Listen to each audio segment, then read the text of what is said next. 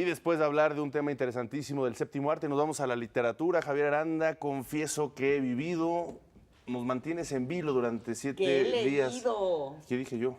Vivido. Bueno, es forma de vida yo también. dije lo original.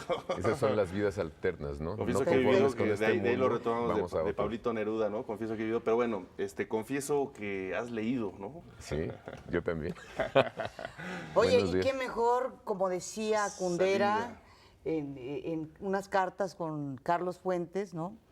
Que qué mejor que la literatura para enfrentar los horrores a veces de la realidad, ¿no? Sí, totalmente. Son realmente la literatura, la poesía particularmente, son mundos alternos, ¿no? Nos hacen ver las cosas con un ligero aumento de luz o nos muestran lo que no queremos ver también. Sí.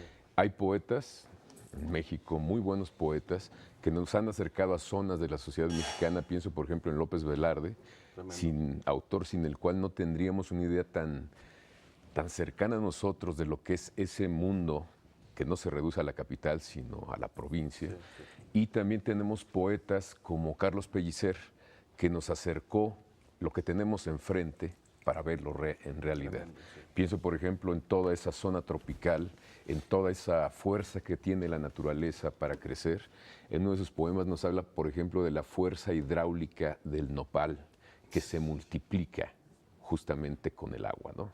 Entonces tiene imágenes muy poderosas y me sorprende mucho este poeta que nació esta semana, se cumplieron 120 años de que naciera, porque forma parte de un grupo que es el Grupo Contemporáneos, y el Grupo Contemporáneos se le criticó mucho de ser como apolíticos, como que no se querían meter en muchas cosas, y es un juicio que me parece injusto, ¿no?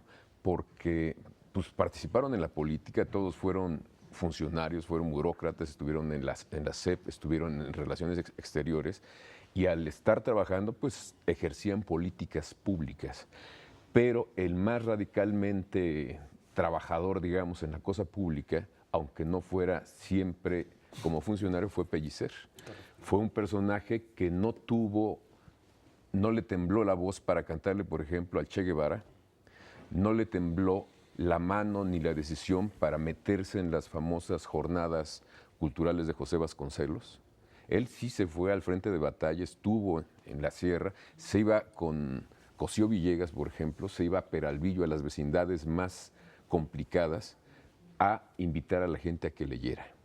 Él los convencía diciendo algunos versos, leyendo otros, sobre la importancia que era precisamente tener un uso adecuado del lenguaje para expresar lo que uno quería decir.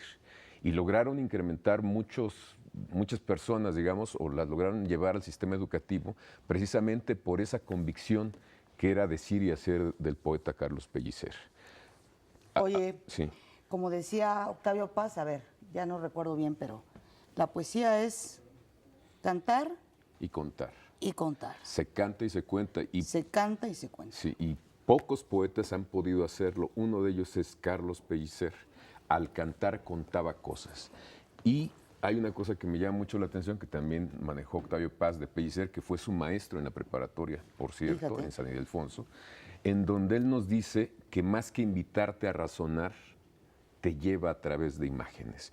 Y son imágenes realmente poderosas, muy interesantes, porque a partir de la cuestión visual te empieza a meter sonoridades que te llevan a Usumacinta, te acercan a Frida Kahlo, te ponen a tu lado a personajes como José Vasconcelos, que era toda una galaxia de palabras, como nos dice el propio Carlos Pellicer, y no temía, digamos, ningún tipo de expresión política, era neto, digamos, en este sentido. Sí, una ¿no? cosmovisión muy peculiar, el tabasqueño, ¿no? Un hombre, como decías, del trópico. Es Así curioso que de esa zona se van confeccionando su forma de vida, su visión de las cosas, la forma política, ¿no? Es una franja geográfica mexicana muy peculiar, de ahí han surgido grandes intelectuales, ¿no?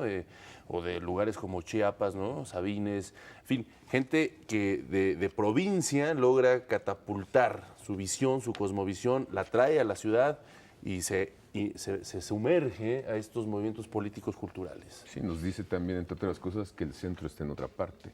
Exacto. justamente en esas zonas de donde él venía, y nunca renegó de ellas. Muchos poetas como que se olvidan de la provincia de donde salieron y se inmiscuyen en los grandes temas de las ciudades. No es el caso de Pellicer. Por cierto, este libro del Fondo de Cultura Económica, ¿no?, reúne las obras de la poética de completa. Carlos Pellicer, excelente, ¿no? Aquí estamos viendo Colores del Mar, por No, ejemplo.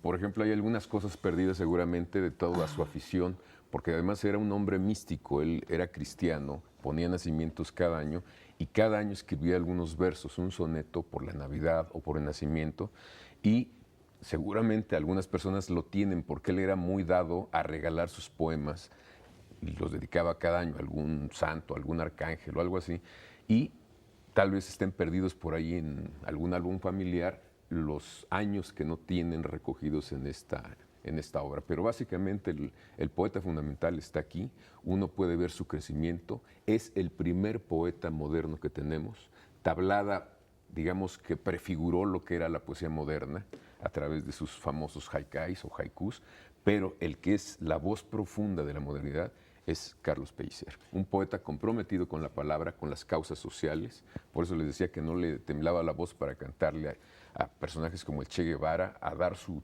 alegría por la lucha de los combatientes en España de la Guerra Civil, pero también pues, trabajó, digamos, como senador por el partido más conocido de México, y él no le importaba, o sea, era un hombre realmente sincero, con una voz muy importante que respetaron muchos y todavía su sonoridad aún nos alcanza.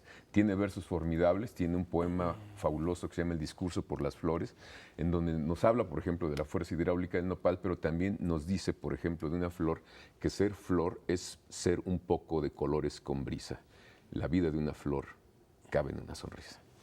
De esas cosas que sucedían, por ejemplo, pues también lo que decíamos, ¿no? Jaime Sabines también fue diputado. Y en otros países del mundo también. Hay que recordar a Camilo José Cela, el español, que también estuvo como parlamentario en su país. En fin, son de esas cosas, pues no sé si llamarlos atípicas, pero que finalmente tampoco nos deberían de espantar, ¿no? Oye, los grandes poetas sobreviven a cualquier Oye, investidura de la que quieras. como decía Moyar, pues hay que trabajar y hay que comer, ¿no? Hay que O trabajar, como ¿no? dijo, claro. Pero fíjate, es tal la capacidad expresiva del poeta que esa parte que a muchos no nos guste tal vez, o algunos lo acepten, ¿Tú no serías cuenta. diputado? No, pues yo no soy poeta. Pero Yo saldría manchado.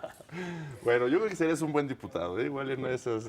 No, pero Pellicer, fíjate, se quita todo eso, su biografía, su voz de poeta, hace que no veamos esa zona que a muchos no les gusta. Sí, Bueno, claro, claro. es el mismo caso de Jaime Sabines, que fue diputado y senador varias ¿Por qué veces, ¿no?